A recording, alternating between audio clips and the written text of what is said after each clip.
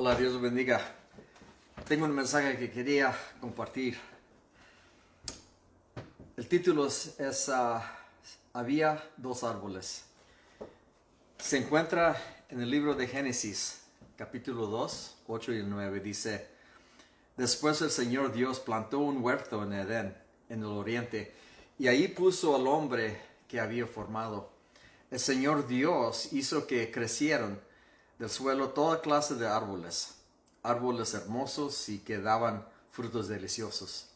En medio del huerto puso el árbol de la vida y el árbol del conocimiento del bien y del mal. Y aquí vemos dos árboles.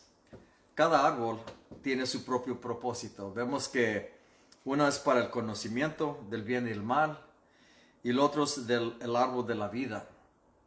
Adán y Eva debían mantenerse alejados del árbol del conocimiento. Dios les dijo que que no coman de ese árbol, pero optaron por desobedecer a Dios y comieron del árbol. Y desde entonces hemos seguido comiendo de este árbol hasta esta fecha. ¿Qué experimentaron Adán y Eva cuando comieron del árbol? Pues vemos que experimentaron la muerte, fueron separados de Dios, y es más, su propio hijo mató a su hermano porque él decidió que era bueno y que era malo. Ahora avancemos a este mundo, a este día de hoy.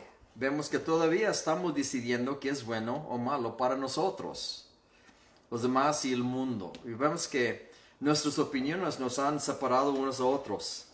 Y muchos se han destruido a sí mismos y a otros por sus opiniones. ¿Y la iglesia? ¿Estamos separados? Hemos peleado guerras contra nuestros propios hermanos y hermanas en Cristo. Estamos comiendo del árbol de conocimiento. ¿Y qué es lo que pasa cuando comemos de este árbol? Pues vemos que tenemos divisiones, peleas, incluso guerras. Todo por las opiniones. Si miras lo suficiente de cerca, toda la iglesia descubrirá que tenemos más en común de lo que pensamos. Tenemos más que no podemos estar en acuerdo que dividirnos. Si miras lo suficientemente de cerca, toda la iglesia descubrirá que tenemos más que podemos ser juntos para que podamos ser uno en el Señor. Vamos a ver una fariseo que estaba mirando a una mujer que era pecadora. ¿Y qué es lo que estaba sintiendo él? ¿Qué es lo que estaba pensando él? Dice en Lucas capítulo 7, dice: llorando, esta mujer se arrodilló detrás de él a sus pies. Dice que sus lágrimas cayeron sobre los pies de Jesús y ella los secó con sus cabellos.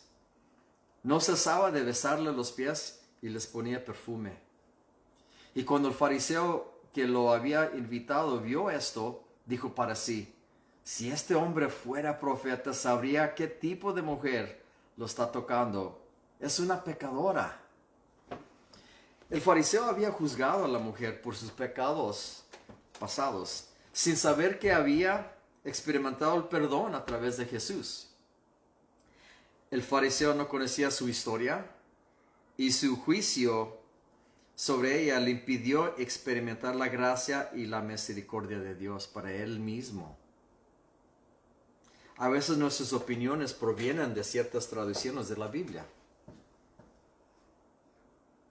Hay una escritura en 1 de Tesalonicenses 5:22, dice: apártense de toda apariencia de mal. Y si seguimos esta escritura de cerca, nos dice que nos mantengamos alejados de todo lo que parezca malo. Tratamos de mantenernos alejados de asociaciones o lugares que se perciben como malvados. Si lo vamos a seguir exactamente como dice, nos vamos a separar de muchos, porque vamos a verlos como si son malos o X. Pero vamos a ver esta escritura en su contexto griego. Esta palabra es edios y significa esto, mira, esta palabra habla de una forma de maldad, una clase de maldad, una variedad de cosas malas. Esta palabra no habla de una apariencia de maldad, sino de maldad. Vemos otra tradición, dice, aléjense de toda clase de mal. Esta traducción es más cerca a lo que dice el griego.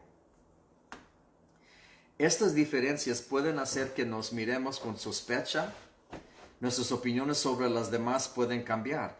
Estas interpretaciones pueden dar lugar a rumores, murmuraciones y otras cosas que pueden dividirnos.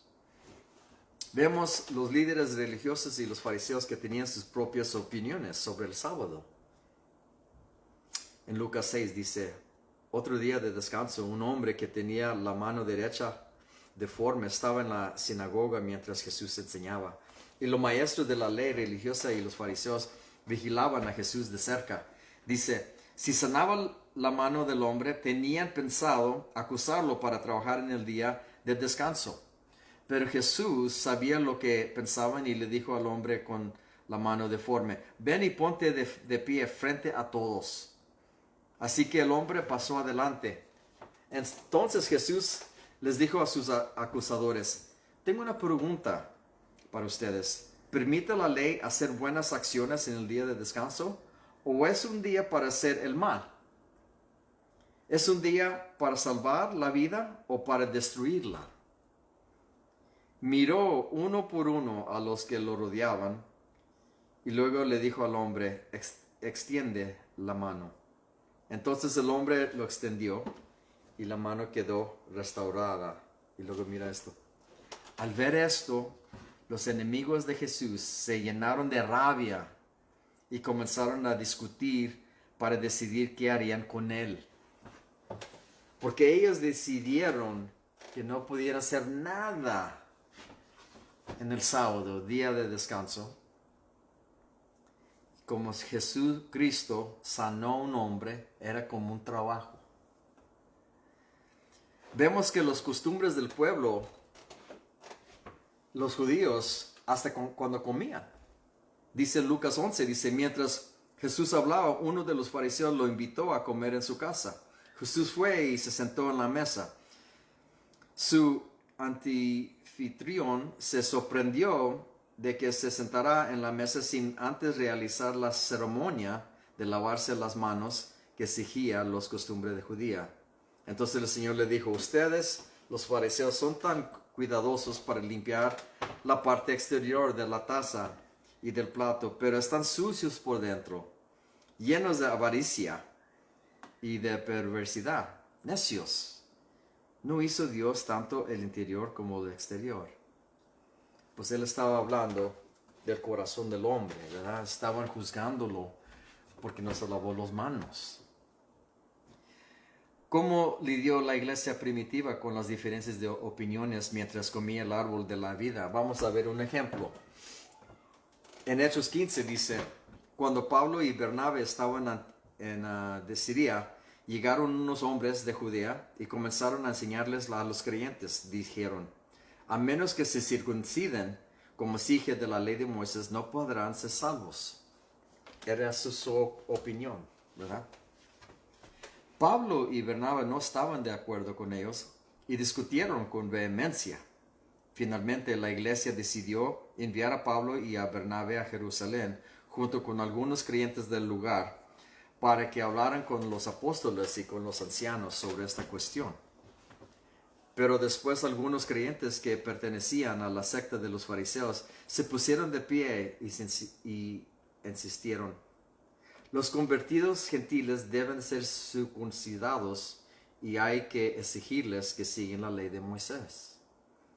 Así que los apóstoles y los ancianos se reunieron para resolver este asunto. Aquí vemos que se juntaron muchos líderes para llegar a un acuerdo sobre una enseñanza que afectaría el futuro de la iglesia. Vemos aquí que llegaron a un acuerdo de aplicar las escrituras del Antiguo Testamento y reconocer lo que el Espíritu de Dios estaba haciendo en medio de ellos.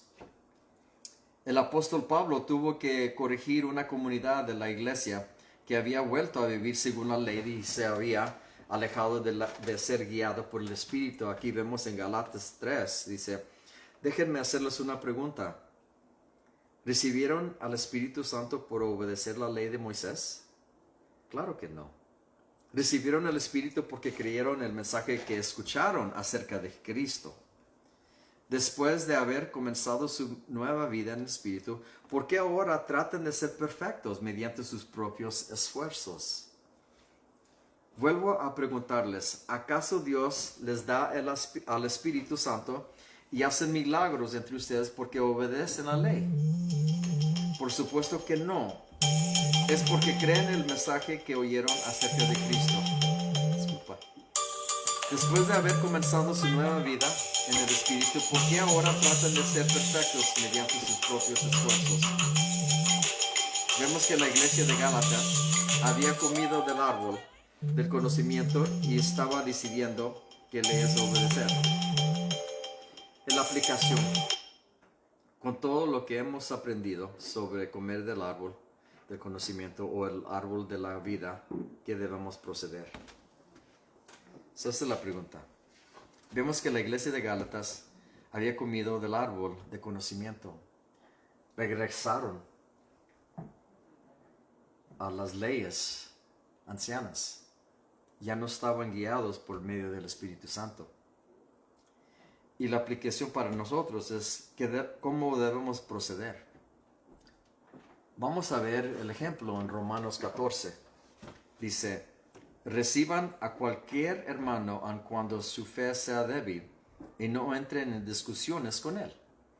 Hay hermanos a quienes su fe les permite comer de todo, pero hay otros que son débiles y solo comen vegetales. El que crea que es correcto comer de todo no debe menospreciar al que no come ciertas cosas. Y el que no come de todo no debe condenar al que sí lo hace, porque Dios lo ha aceptado. Aquí vemos que todos están en un lugar diferente en su camino con Dios. Recuerde, Dios lo acepta como son y completará el trabajo que comenzó en ellos y en usted. Vamos a ver en Corintios 8 para ver cómo debemos tratarnos unos a los otros. Dice en Corintios 8, sin embargo, mientras que el conocimiento nos hace sentir importantes, es el amor lo que fortalece a la iglesia. Veamos el árbol de la vida que se encuentra en el libro de Apocalipsis. Dice, luego el ángel me mostró un río con el agua de la vida. Era transparente como el cristal y fluía del trono de Dios y del Cordero. Fluía por el centro de la calle principal. A cada lado del río crecía el árbol de la vida, el cual produce 12 cosechas de fruto, y una cosecha nueva cada mes. Las hojas se usaban como medicina para sanar a las naciones. Aquí vemos que las hojas que provienen del árbol de la vida traen sanidad a las naciones. Lo que esto nos dice es que las hojas del árbol finalmente unirán a todas las naciones para ser un solo pueblo. Por lo tanto, les animo a buscar a Dios y sus escrituras para que se alimenten del árbol de la vida. Deje que el Espíritu de Dios los lleve a vivir como una familia, uniendo nuestras comunidades, las divididas para vivir como una sola. Sabemos y vemos que hay muchas comunidades que están divididos, muchos problemas. Y ahorita tenemos la oportunidad de juntarnos en el nombre de Dios, en el nombre de Cristo, a unir una comunidad con la otra. No va a ser fácil, pero tenemos el Espíritu de Dios que esté en nosotros y nos ha dado un espíritu de reconciliación para que podamos reconciliar con las otras personas y ayudarles a ellos a reconciliar con Dios. Esta es nuestra oportunidad de seguir adelante, de escuchar lo que está diciendo el Espíritu de Dios y a ver qué lo dice la Biblia y a seguirlo con todo nuestro corazón. Yo espero que nosotros juntos vamos a seguir adelante trabajando como uno para que esta comunidad y cualquier comunidad donde nos encontramos estén unidos en el nombre del Señor. Amén. Dios los bendiga. Bye bye.